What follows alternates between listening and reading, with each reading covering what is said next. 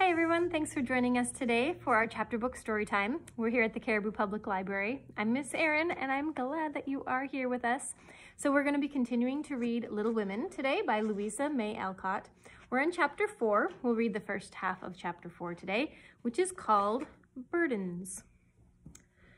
Oh dear, how hard it does seem to take up our packs and go on, sighed Meg, the morning after the party. For now the holidays were over, the week of merrymaking did not fit her for going on easily with the task she never liked. I wish it was Christmas or New Year. All the time. Wouldn't it be fun? Answered Jo, yawning dismally. We shouldn't enjoy ourselves half so much as we do now, but it does seem so nice to have little suppers and bouquets and go to parties and drive home in a carriage and read and rest and not grub. It's like other people, you know, and I always envy girls who do such things. I'm so fond of luxury, said Meg, trying to decide which of two shabby gowns was the least shabby. Well, we can't have it, so don't let's grumble, but shoulder our bundles and trudge along as cheerfully as Marmee does. I'm sure Aunt March is a regular old man of the sea to me, but I suppose when I've learned to carry her without complaining, she will tumble off, or get so light that I shan't mind her. This idea tickled Jo's fancy and put her in good spirits, but Meg didn't brighten, for her burden, consisting of 4 spoiled children, seemed heavier than ever. She hadn't heart enough to make herself pretty, as usual, by putting on a blue neck ribbon and dressing her hair in the most becoming way. Where's the use of looking nice when no one sees me but those cross midgets, and no one cares whether I'm pretty or not, she muttered, shutting her drawer with a jerk.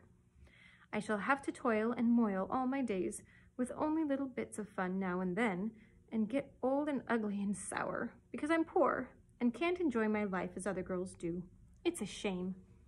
So Meg went down, wearing an injured look, and wasn't at all agreeable at breakfast time. Everyone seemed rather out of sorts and inclined to croak.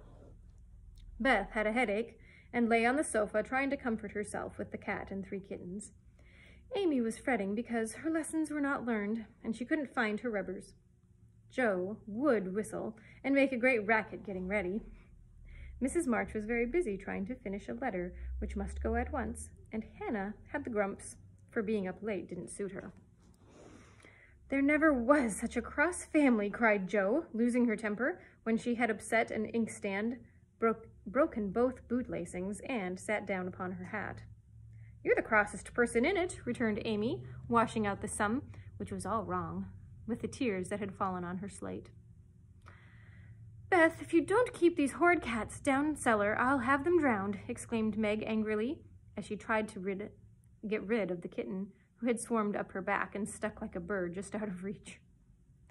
Jo laughed, Meg scolded, Beth implored, and Amy wailed because she couldn't remember how much 9 times 12 was.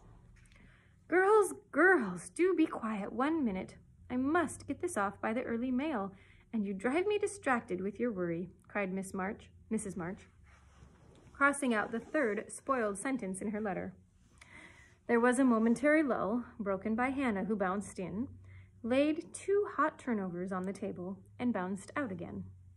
These turnovers were an institution, and the girls called them muffs, for they had no others, and found the hot pies very comforting to their hands on cold mornings. Hannah never forgot to make them, no matter how busy or grumpy she might be, for the walk was long and bleak. The poor things got no other lunch and were seldom home before 3. Cuddle your cats and get over your headache, Bethy. Goodbye, Marmee. We are a set of rascals this morning, but we'll come home regular angels. Now then, Meg. And Jo tramped away, feeling that the Pilgrims were not setting out as they ought to do. They always looked back before turning the corner, for their mother was always at the window to nod and smile and wave her hand to them. Somehow it seemed as if they couldn't have got through the day without that. For whatever their mood might be, the last glimpse of that motherly face was sure to affect them like sunshine. If Marmee shook her fist instead of kissing her hand to us, it would serve us right, for more ungrateful minxes than we were never seen, cried Jo, taking a remorseful satisfaction in the slushy road and bitter wind. Don't use such dreadful expressions, said Meg, from the depths of the veil in which she had shrouded herself, like a nun sick of the world. I like good, strong words that mean something, replied Jo, catching her hat as it took a leap off her head, preparatory to flying away altogether. Call yourself any names you like, but I am neither a rascal nor a minx, and I don't choose to be called so. You are a blighted being and decidedly cross today, because you can't sit in the lap of luxury all the time.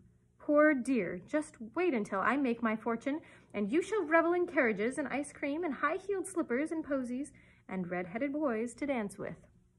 How ridiculous you are, Jo, but Meg laughed at the nonsense and felt better in spite of herself.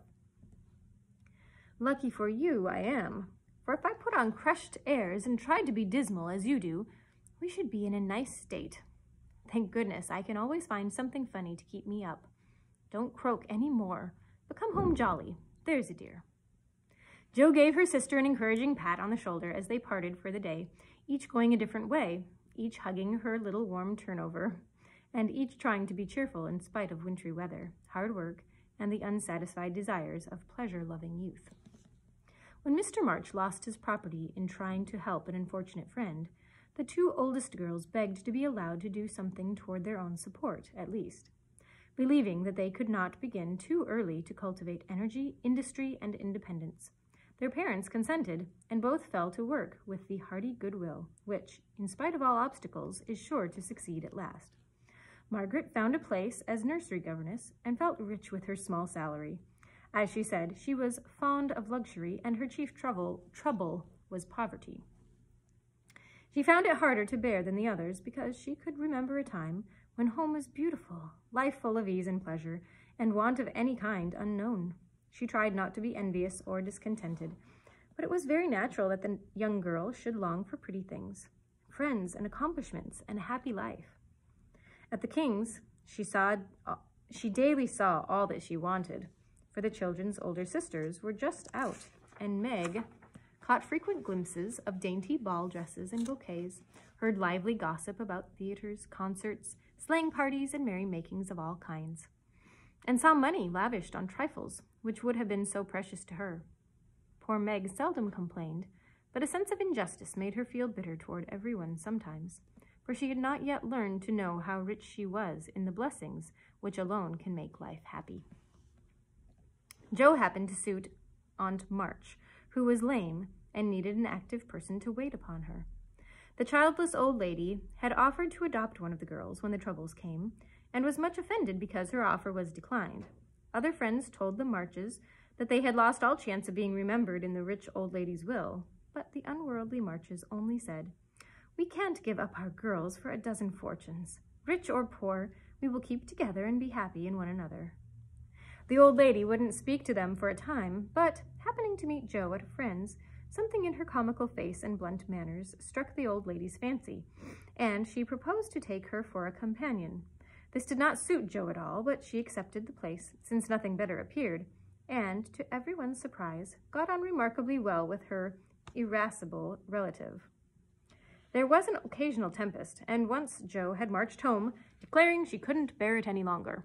But Aunt March had always cleared up quickly, and sent for her back again with such urgency that she could not refuse, for in her heart she rather liked the peppery old lady.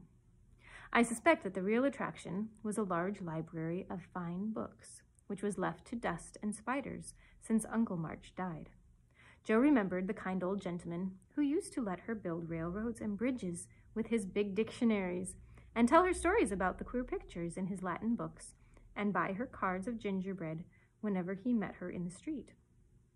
The dim, dusty room, with the busts staring down from the tall bookcases, the cozy chairs, the globes, and best of all, the wilderness of books, in which she could wander where she liked, made the library a region of bliss to her. The moment Aunt March took her nap, or was busy with company, Jo hurried to this quiet place, and curling herself up in the big chair, devoured poetry, romance, history, travels, and pictures, like a regular bookworm. But, like all happiness, it did not last long, for as sure as she had just reached the heart of the story, the sweetest verse of the song, or the most perilous adventure of her traveler, a shrill voice called, "Josephine! Josephine!" and she had to leave her paradise to wind yarn or wash the poodle or read Belsham's essays by the hour together. Jo's ambition was to do something very splendid.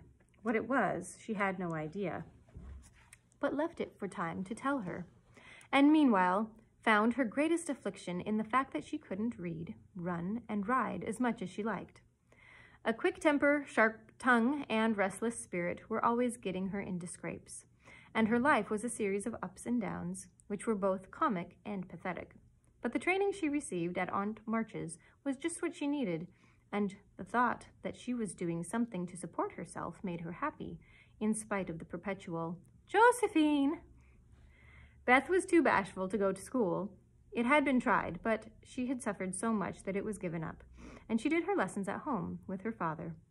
Even when he went away and her mother was called to devote her skill and energy to soldiers' aid societies, Beth went faithfully on by herself and did the best she could. She was a housewifely little creature and helped Hannah to keep home neat and comfortable for the workers, never thinking of any reward but to be loved. Long, quiet days she spent, not lonely or idle, for her little world was peopled with imaginary friends, and she was by nature a busy bee. There were 6 dolls to be taken up and dressed every morning, for Beth was a child still and loved her pets as well as ever. Not one whole or handsome one among them. All were outcasts until Beth took them in, for when her sisters outgrew these, they passed to her, because Amy would have nothing old or ugly. Beth cherished them all the more tenderly for that very reason, and set up a hospital for infirm dolls. No pins were ever stuck into their cotton vitals, no harsh words or blows were ever given them, no neglect ever saddened the heart of the most repulsive, but all were fed and clothed, nursed and caressed, with an affection which never failed. One forlorn fragment of dollanity had belonged to Jo, and, having led a tempestuous life, was left a wreck in the rag bag, from which dreary poorhouse it was rescued by Beth and taken to her refuge. Having no top to its head, she tied on a little cap, and, as both arms and legs were gone, she hid these deficiencies by folding it in a blanket, and devoting her first bed to this chronic invalid. If anyone had known the care lavished on that dolly, I think it would have touched their hearts, even while they laughed. She brought it bits of bouquets, she read to it, and took it out to breathe the air, hidden under her coat. She sang it lullabies, and never went to bed without kissing its dirty face and whispering tenderly, "I hope you'll have a good night, my poor dear."